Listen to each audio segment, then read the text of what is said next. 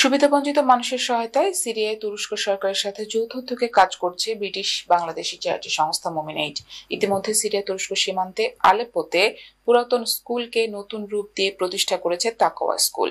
এছাড়া তাকওয়া বিশ্ববিদ্যালয় নির্মাণে একটি চুক্তিও স্বাক্ষর করেছে এই চ্যারিটি সংস্থা। বিস্তারিত দেখুন ডেস্ক রিপোর্টে।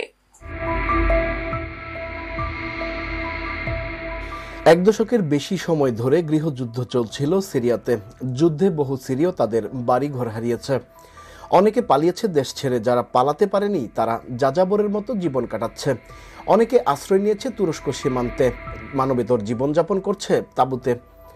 এরই পরিপ্রেক্ষিতে প্রথমবারের মতো ব্রিটিশ বাংলাদেশি পরিচালিত চ্যারিটি সংস্থা মোমিন এইড টার্কিশ সরকারের অনুমতি সাপেক্ষে সিরিয়া তুরস্ক সীমান্তের কাছে আলেপ্পোতে একটি পুরাতন স্কুলকে নতুন রূপ দিয়েছে। এই প্রকল্পের বাজেট নির্ধারণ করা হয়েছিল 26,000 পাউন্ড। মোমিন এইডের তত্ত্বাবধানে এই স্কুলটির নাম রাখা হয়েছে তাকওয়া, যার অর্থ আল্লাহ ভীতি।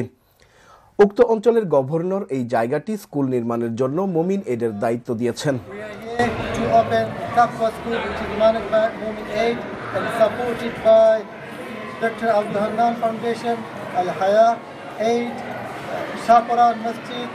And all the donors from across the globe who have supported to bring this dream into reality. মোমিন এইড কাজ করছে বাংলাদেশ, গাজা, তুরস্ক সীমান্ত, সুদান এবং আফ্রিকার বিভিন্ন দেশে।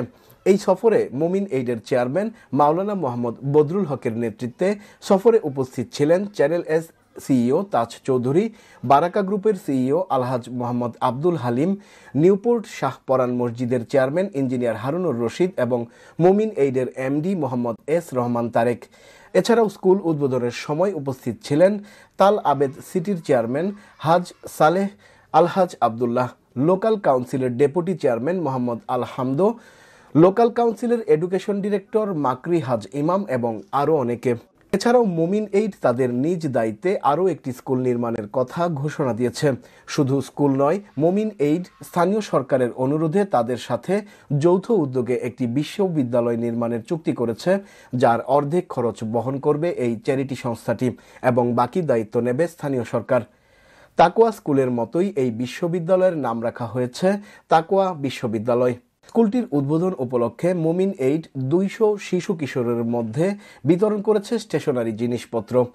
এরপর তারা সিরিয়ার বিভিন্ন জায়গা পরিদর্শন করেন।